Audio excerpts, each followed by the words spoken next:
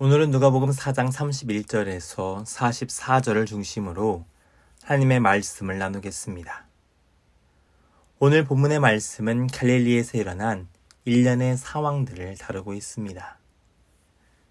지난 4장의 말씀 속에서 예수님께서는 사탄의 시험을 이기시고 성령의 능력으로 갈릴리에 돌아오셨습니다. 그리고 하나님 나라의 복음을 선포하셨죠. 가난한 자들에게 복음이 전파되기 시작하였습니다. 그 복음이 전파된 곳에 자유가 선포되어졌죠. 그러나 예수님의 고향이었던 나사렛에서의 반응은 참으로 차가웠습니다. 그럼에도 예수님께서는 복음을 전하는 것을 멈추지 않으셨죠.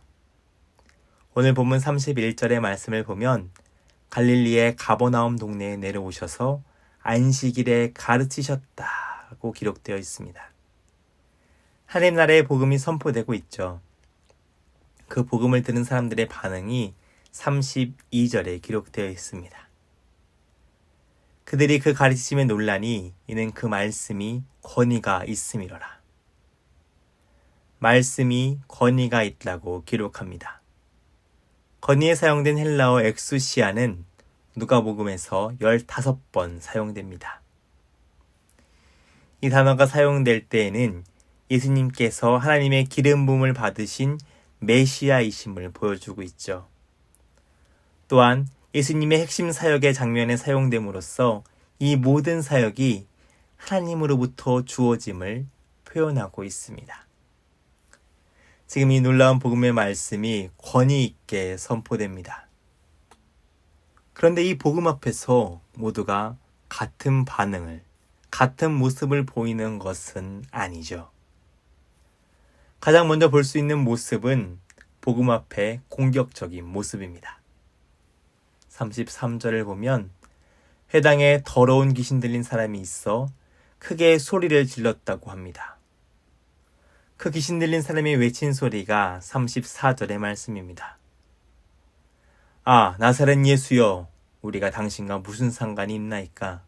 우리를 멸하러 왔나이까? 나는 당신이 누구인 줄 아노니 하나님의 거룩한 자니이다. 귀신 들린 자의 반응을 보시기 바랍니다. 예수님께서 어떤 분이신 줄 잘 알고 있죠. 하나님의 거룩한 자라고 칭합니다. 예수님께서 하나님께서 보내시고 기름 부으신 메시아임을 알고 있죠. 그런데 그렇기 때문에 거절합니다. 예수님 때문에 방해가 된다는 것이죠. 자신들과 무슨 상관이 있냐고 묻습니다. 귀신들의 세력을 멸하러 왔냐고 묻고 있죠. 지금 귀신들은 사람들을 사로잡고 억눌러야 합니다. 하지만 예수님께서 오심으로 이 모든 악행들이, 이 악들이 제한받기 시작하죠. 예수님을 그리스도로 머리로 안다고 끝난다는 것이 아닙니다. 우리의 지식으로만 예수님을 그리스도로 알고 있어서는 안 된다는 것이죠. 단순히 입술의 인정으로 끝나서는 안 된다는 것입니다. 하나님 나라의 자유를 누리기 위해서 우리는 때로 이 말씀 때문에 억압받는다고 생각합니다. 이전에 즐기던 세상 낙을 포기해야 하죠. 우리의 상식이 된 세상의 가치를 내려놓아야 합니다. 그래서 도리어 말씀이 우리를 사로잡고 억누른다고 느낄 때가 있습니다. 세상의 가치관에 속박되어 있기 때문에 참된 자유를 온전히 바라보지 못하게 되는 것이죠. 그래서 말씀에 순종하지 않으려고 합니다. 그런 우리의 옛사람에게, 그리고 오늘 본문 속에 귀신에게 예수님께서는 이렇게 선포하십니다. 본문 35절의 말씀입니다. 예수께서 꾸짖어 이르시되 잠잠하고 그 사람에게서 나오라 하시니 귀신이 그 사람을 무리 중에 넘어뜨리고 나오되 그 사람은 상하지 아니한지라. 귀신을 책망하시고 꾸짖으십니다. 귀신은 그런 예수님의 말씀의 건의 앞에 쫓겨나게 되죠. 하지만 나가면서도 그냥 나가지 않습니다. 어떻게 해서든 사람에게 고통을 주려고 하죠. 35절을 보면 넘어뜨리고 나왔다고 기록하고 있습니다. 계속해서 복음과 거리를 둡니다. 복음의 능력으로 자유를 얻은 사람에게 해를 끼치려고 하죠. 계속해서 공격적인 모습을 보입니다. 그럼에도 오늘 말씀 속에서 귀신 들린 사람은 상하지 아니하였다라고 기록하고 있죠. 자유케 하시고 회복하시는 하나님의 능력 앞에 이 귀신은 아무런 힘도 쓰지 못했다는 것입니다. 두 번째로 보게 되는 모습은 섬김의 모습입니다. 38절을 보면 시몬의 장모가 중한 열병을 앓고 있다고 기록하고 있습니다. 함께 했던 사람들은 이 시몬의 장모가 치유되기를 바라며 예수님께 구합니다.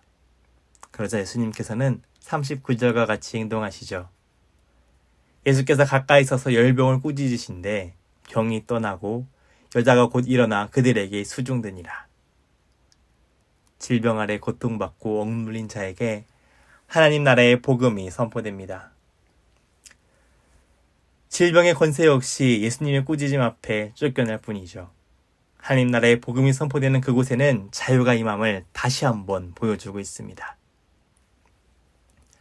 오늘 말씀은 이 자유함을 경험한 시몬의 장모가 일어나 수종을 들었다고 기록합니다. 수종을 들다에 사용된 헬라어 디아코네오는 봉사하다 라는 뜻을 가지고 있습니다. 신약 성경에서 그리스도인들이 섬기는 모습을 나타낼 때 이 단어가 주로 사용되고 있죠.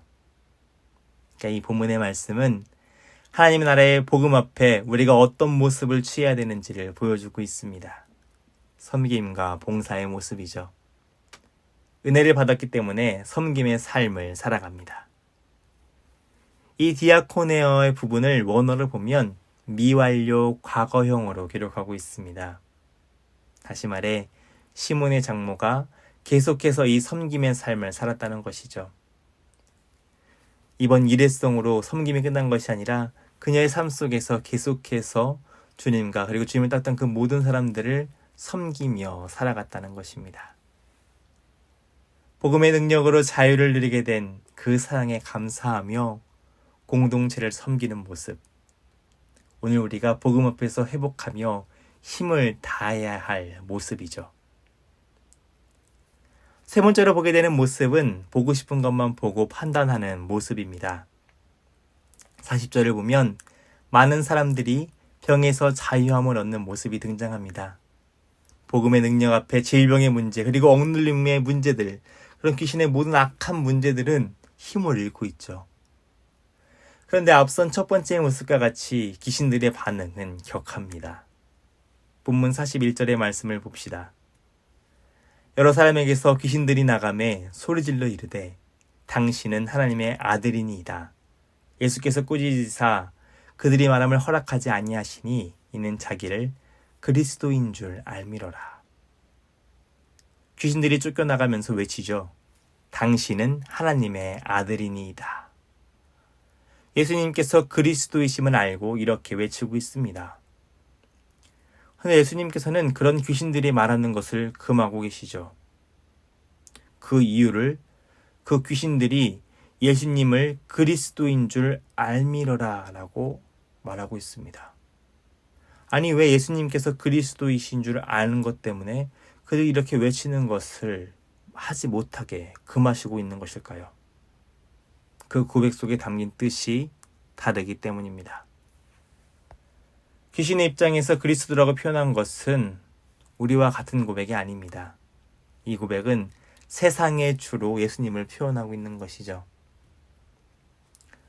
귀신들의 입장에서 지금 예수님을 보면 지금 자신들이 괴롭히고 억누르고 그렇게 자유를 빼앗은 사람들에게 자유를 허락하시는 예수님을 보게 되죠. 지금 자신들의 일이 방해받고 있습니다. 쫓겨나고 있죠. 어떻게 보면 이 모습은 오늘 말씀의 시대 속 그 로마 제국의 군주와 같은 모습과 같을 것입니다. 귀신들의 입장에서 말이죠. 그렇기 때문에 그들의 고백은 하나님의 아들이라고 고백하는 것 같지만 그 안에는 세상의 군주로 표현하고 있는 것입니다. 세상의 주로 예수님을 이야기하고 있는 것이죠.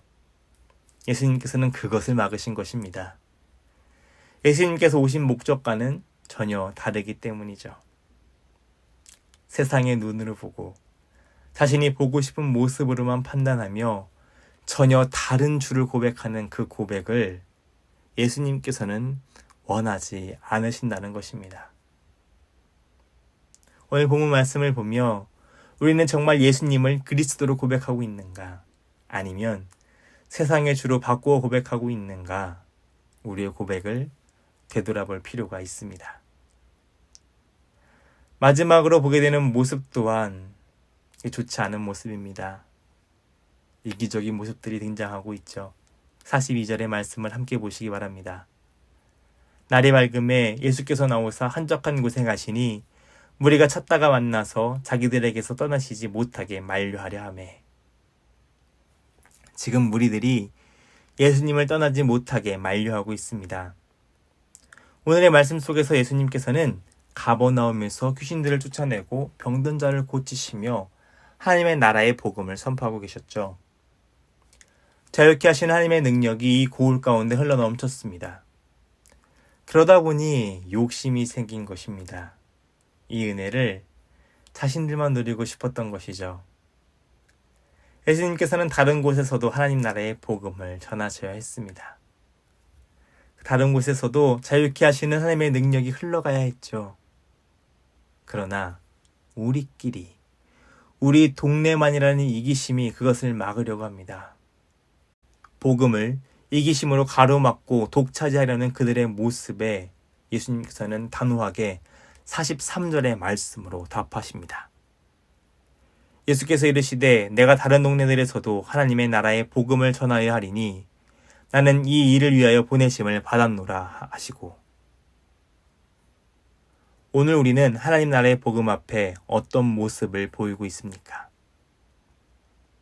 하나님께서는 우리의 모습이 두 번째 모습과 같이 섬김과 감사의 모습이 되기를 원하시고 계십니다. 복음 안에서 자유를 누리며 하나님의 사랑을 품고 이웃을 사랑하는 섬김의 모습이 오늘 우리의 모습이 되어야 한다는 것입니다. 시몬의 장모와 같이 공동체를 섬기는 삶을 살아가며 하나님의 사랑에 감사하는 우리가 되기를 바랍니다. 만일 우리 안에 복음이 방해된다고 느끼며 복음을 우리 안의 생각으로 바꾸고 우리만 가지려는 이기심의 마음이 있다면 단호하게 버리는 믿음의 결단 또한 오늘 우리에게 있기를 바랍니다. 오늘 하루 하나님 나라의 복음 앞에 온전한 고백으로 나아갑시다. 예수님을 그리스도로 고백하는 믿음 앞에 온전히 나아가며 하나님께서 주시는 참된 자유를 누리는 우리 모두가 되기를 주님의 이름으로 축원합니다. 기도하겠습니다. 복음의 능력으로 말미암아 죄와 사망의 권세에 매여 죄의 종으로 죽을 수밖에 없는 우리를 구원하신 하나님 아버지, 그 사랑에 감사를 드립니다. 그 놀라운 복음 앞에 우리의 모습들이, 그리고 우리의 고백들이 온전하게 되기를 소망합니다. 복음 앞에 말뿐인 모습들이 되지 않게 해주시옵소서. 세상의 것으로 바꾸며 이기심으로 대하지 않게 우리의 마음을 지켜주옵소서. 우리를 자유케 하시는 그 사랑에 감사하며 온전히 복음을 대하게 하여 주옵소서. 섬김을 통해 그 은혜의 감사를 고백하는 삶이 되기를 소망합니다. 오늘 하루 우리를 자유케 하시며 회복하시는 주님의 사랑이 우리의 삶에 충만케 하여 주옵소서. 우리의 삶의 자리를 어렵게 하고 억누르는 모든 문제를 주님 앞에 고백하오니 자유케 하시며 치유하여 주옵소서. 사랑이 많으신 우리 주님 예수님의 이름으로 기도드립니다. 아멘.